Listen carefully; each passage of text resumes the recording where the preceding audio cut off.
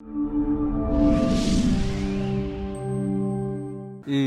നിയമസഭയിലേക്ക് ആദ്യം മത്സരിക്കുമ്പോൾ ആളുകളുടെ ഈ സൈക്കോളജിയൊക്കെ മനസ്സിലാക്കിയിട്ടുണ്ടോ അതോ അന്ന് വളരെ പ്ലെയിനായിട്ട് വരുന്നവർ വോട്ട് ചെയ്യുന്ന ചെയ്തോട്ടെ എന്നൊരു കോൺഫിഡൻസിൽ പോയതാണ്? അല്ല, കോൺഫിഡൻസ് ഉണ്ടായിരുന്നു. പക്ഷേ ഈ പറഞ്ഞതുപോലെ ആൾക്കാർ കാര്യം പല സിനിമാക്കാരും പരീക്ഷിച്ച്, ഒരുപാട് പേരൊന്നുമില്ല, കുറച്ച് പേരൊക്കെ പരീക്ഷിച്ചിട്ട് വിജയിക്കാത്തവരായിരുന്നു കൂടുതലും. ഇങ്ങനെ ഇലക്ഷനൊക്കെ നിൽക്കുമ്പോഴത്തേക്ക് ഇവർ ഈ കൈ കാണിക്കുന്നത് സിനിമ കൈകാണിപ്പാണെന്നൊക്കെ, അതുകൊണ്ടായിരിക്കും ഇവരൊക്കെ നമ്മുടെ അടുത്ത് പറയുന്നത്. പക്ഷേ എനിക്കൊരു ടേണിംഗ് പോയിൻ്റ് ഉണ്ടായിട്ടുണ്ട്. ആ ടേണിംഗ് പോയിന്റിൽ ആണ് കുറേ ആൾക്കാർ ശരിക്കും കണ്ണിൽ തിളക്കം വന്നത്. അപ്പോൾ എന്നെ കാണുമ്പോൾ ഒരു സിനിമാ നടൻ എന്നുള്ള രീതിയിൽ ആദ്യത്തെ തെരഞ്ഞെടുപ്പിൽ കുറച്ച് ദിവസം ആളുകളും ബഹളവും കാര്യങ്ങളൊക്കെ ഉണ്ട്. പക്ഷേ ഇതെൻ്റെ മനസ്സിലിങ്ങനെ കിടക്കുകയാണ്. അപ്പോൾ ഒരു കശുവണ്ടി ഓഫീസിൽ ചെന്നു, കശുവണ്ടി ഫാക്ടറിയിൽ ചെന്നു. ഫാക്ടറി ചെന്നിട്ട് അവിടെ അകത്ത് ഒരാൾ പോയി പറഞ്ഞു, ഇങ്ങനെ സ്ഥാനാർത്ഥി സിനിമാ നടൻ മുകേഷ് വന്നിട്ടുണ്ട്, നിങ്ങളെല്ലാം ഒന്ന് പുറത്ത് ഗേറ്റിൻ്റെ അടുത്ത് നിന്ന് കഴിഞ്ഞാൽ അദ്ദേഹത്തിന് 2 വാക്ക് സംസാരിക്കണം. ഓ ശരി എന്ന് പറഞ്ഞിട്ട് വന്നു. നല്ല വ്യത്യാസത്തിലാണ് ഇവർ നിൽക്കുന്നത്. അപ്പോൾ ഞാൻ പറഞ്ഞു കുറച്ചകത്ത് അടുത്തോട്ട് വരാം. ഉടനെ എല്ലാവരും ഞങ്ങൾ കണ്ടു, ബെഡായി ബംഗ്ലാവ് കണ്ടിട്ടുണ്ട്, സിനിമ കണ്ടിട്ടുണ്ട്, ഗോഡ് ഫാദർ കണ്ടിട്ടുണ്ടെന്നൊക്കെ പറഞ്ഞ് ദൂരം നിൽക്കും. ഞാൻ പറഞ്ഞു അടുത്തോട്ട് വാ. അല്ല മൈക്കുണ്ടല്ലോ, പറഞ്ഞോളൂ. അപ്പോൾ ഞാൻ പറഞ്ഞു, ഞാൻ ഈ സ്ഥലത്ത് വന്നിട്ടുണ്ട്, ഈ അണ്ടിയാപ്പീസിൻ്റെ മുമ്പിൽ ഞാൻ വന്നിട്ടുണ്ട്. അപ്പോൾ ഇവർ തമ്മി അയ്യോ ഏത് പടത്തിൻ്റെ ഷൂട്ടിങ്, ഞങ്ങൾ കണ്ടില്ല, ഞങ്ങൾ ഇവിടെ ആഫീസ് ഇല്ലായിരുന്ന ദിവസമാണോ, ഫാക്ടറി ഇല്ലായിരുന്ന ദിവസമാണോ?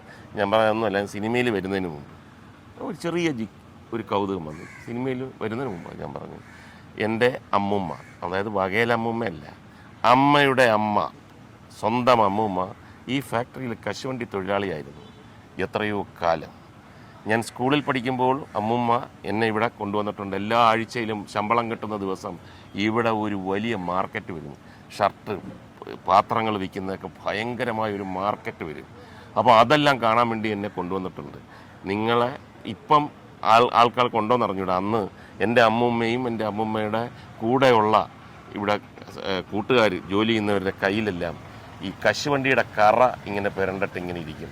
അത് മണത്ത് നോക്കിക്കഴിഞ്ഞാൽ കശുവണ്ടിയുടെ മണമാണ്. ഇവർ ഷോക്കായിപ്പോയി.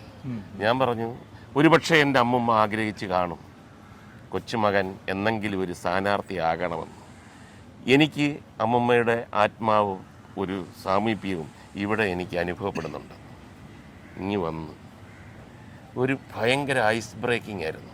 അപ്പോൾ ഇത് സിനിമാ നടനാണ്, വലിയ കോടീശ്വരനാണ്, വലിയ സ്വർണ്ണ കരണ്ടിയായിട്ട് ജനിച്ച ആളാണ്, അങ്ങനെയുള്ളവരൊക്കെ സിനിമയിൽ പോകാൻ ഒക്കുമെന്നൊക്കെ വിചാരിച്ചിരുന്നത്. ഒരു നിമിഷം കൊണ്ട് ഒരു കശുവണ്ടി തൊഴിലാളിയുടെ കൊച്ചുമകന് സിനിമാ നടനാകാം, ഇതേപോലെ സ്ഥാനാർത്ഥിയാകാം എന്നുള്ള ഒരു തിരിച്ചറിവ് കൊല്ലത്ത് ഭയങ്കര.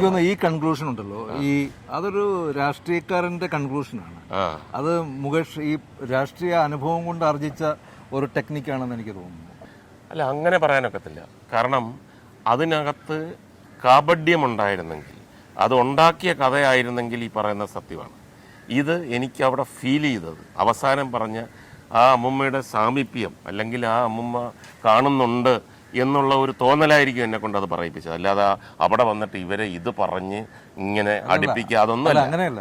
മുകേഷ് ഇൻസ്റ്റൻ്റായിട്ട് കഥ ഉണ്ടായിക്കൊണ്ടിരിക്കുന്ന ഒരാളാണല്ലോ. അപ്പോൾ കഥകൾക്ക് പഞ്ഞമില്ല. അല്ല, കഥകൾക്ക് ഇത് സത്യസന്ധമായി എൻ്റെ കഥകളെല്ലാം തന്നെ ആത്മാംശമുള്ളതാണ്. അപ്പോൾ ഇതിനകത്ത് ആത്മാംശം ഉണ്ടായ ഒരു കഥയാണ്. അപ്പോൾ അത് കഴിഞ്ഞതിന് ശേഷം ഒരുപാട് വലിയ വ്യത്യാസമാണ്, നമ്മളിൽ ഒരാളാണ് എന്നുള്ള ഒരു വലിയ ഫീലിംഗ്.